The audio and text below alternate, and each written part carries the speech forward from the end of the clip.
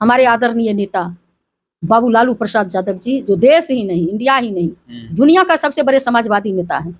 और लोग जिस तरह से गीता, रामायण, महाभारत, वेद, पुराण को जानते हैं, उसी तरह से सामाजिक न्याय के महाग्रंथ का नाम बाबू लालू प्रसाद है।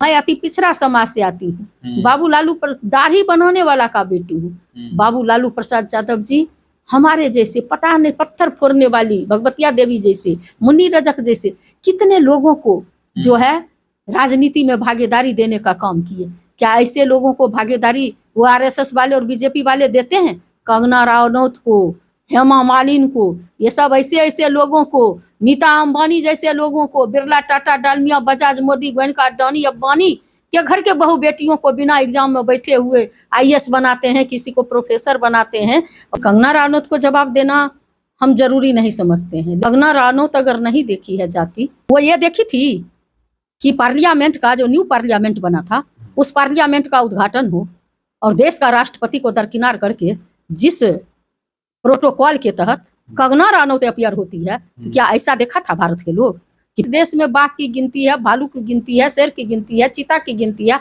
हाथी की गिनती है, तो आदमी की गिनती क्यों नहीं होगी?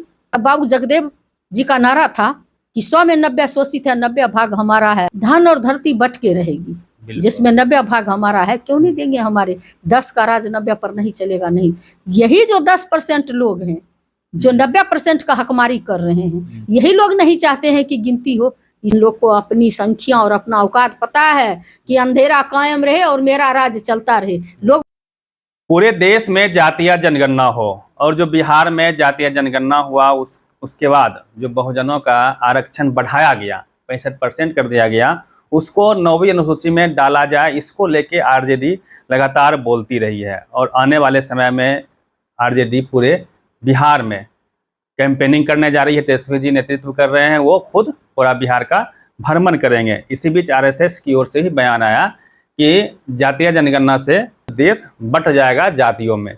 योगी जी का भी स्टेटमेंट इससे पहले आया था कि हम बटेंगे तो कटेंगे, हम एक रहेंगे तो नेक रहेंगे।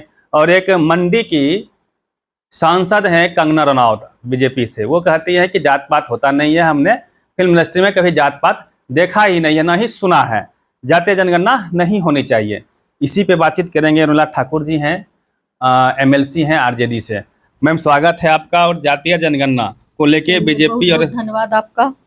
जातीय जनगणना को लेके आरएसएस और बीजेपी की नेता, बड़ी नेता कह लीजिए, फिल्म इंडस्ट्री की बड़ी हस्ती रही हैं, कंगना रनौत कहते हैं जात पात तो होता ही नहीं है, हमने देखा ही नहीं आज तक जात पात, क्यों होगी गणना, क्या जरूरत है इसकी?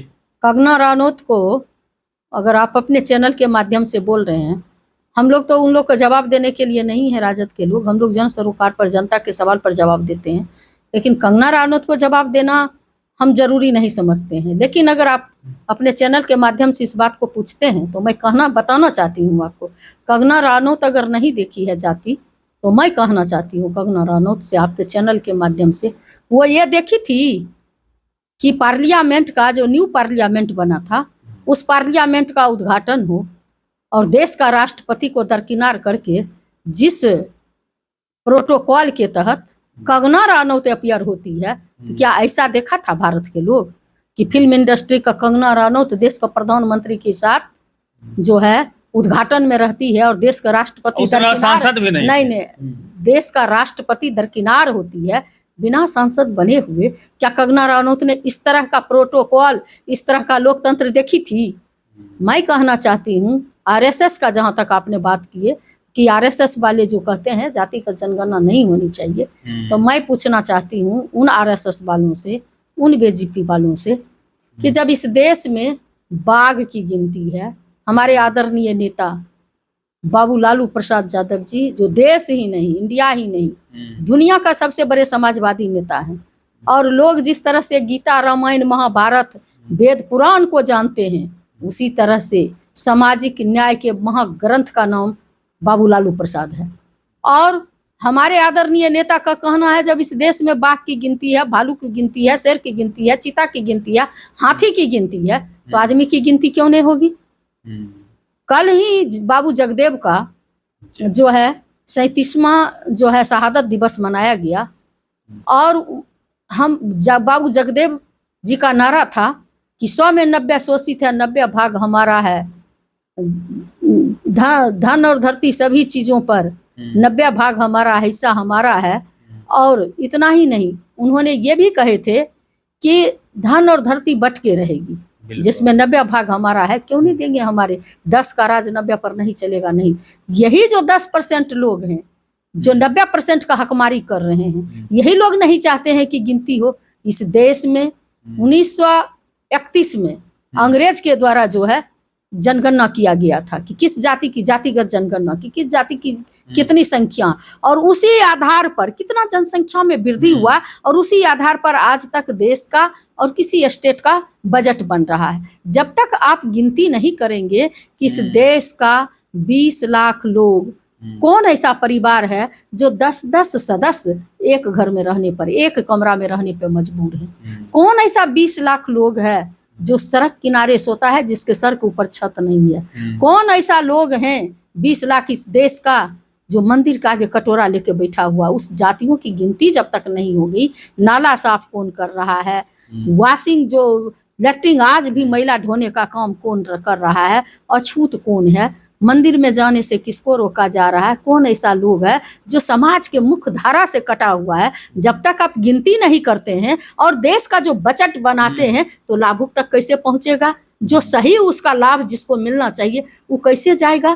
तो जातिगत जनगणना से ये लोग डरने वाले लोग हैं। इन लोग को अपनी संख्या और अपना औकात पता है कि अंधेरा कायम रहे और मेरा राज चलता रहे। लोगों का वास्तविक संख्या मालूम नहीं हो। इस देश का सबसे बड़ा प्रभावशाली नेता, युवा नेता आदरणीय तेजस्वी प्रसाद यादव जी ने बिहार में जातिगत गणना करा करके, और उन्होंने देश के, पूरे देश के लोगों को आईना दिखाने का काम किए कि इनका नारा था कि जिसकी जितनी भागीदारी उसको उतनी मिलेगी हिस्सेदारी।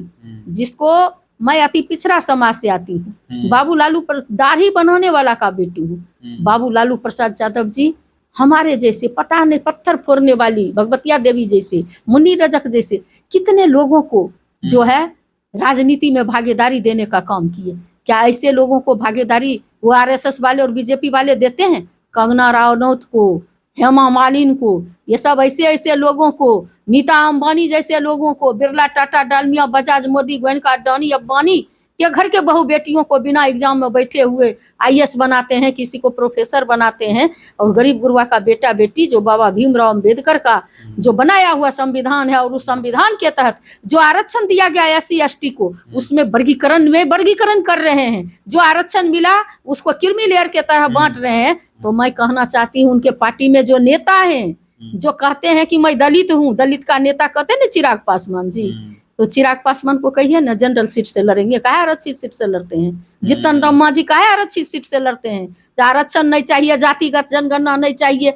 और हम तो कहना चाहेंगे इस राज्य के जो मुखिया है माननीय नीतीश कुमार जी को, कि कहते थे कि जो हमको विशेष राज्य का दर्जा देगा हम उसके साथ जाएंगे। तो अभी तो आपके बदौलत केंद्र में सरकार चल रही है, और न तो आपका दिया हुआ, आप कहते हैं हमने ही कराया जातिगत जनगणना, तो आपने कराया तो कहिए ना उसको पूरे देश लेवल पर करा दे। और जो हमारे आदरणीय नेता तेजस्वी यादव जी जो जातिगत गणना में उन्होंने जो 65% आरक्षण देने का काम किया, 10% प्रगतिशील समाज के लोगों का जो आरक्षण था मिला करके 75% नमी अनुसूची में शामिल करने के लिए, ताकि उस पर कोई उंगली नहीं उठाएगा। और इसको बड़े साजिश के तहत जो है चुनाव से पहले इसको रखा गया रोक के, चुनाव हो गया तो कहा कि खत्म हो गया। तो उनको कहिए ना कि आप पूरे देश में जातिगत जनगणना कराओ, और नहीं कराओ। नीतीश जी को बस अगर नहीं चलता है तो कम से कम नमी अनुसूची में तो ये जो दलित नेता सब वहाँ बैठे हुए हैं जो कृमि लेती, क्यों नहीं विरोध करते, क्यों नहीं इस्तीफा देते हैं, क्यों नहीं नीतीश कुमार जी छोड़ कर चले आते हैं? तब ना हम समझेंगे।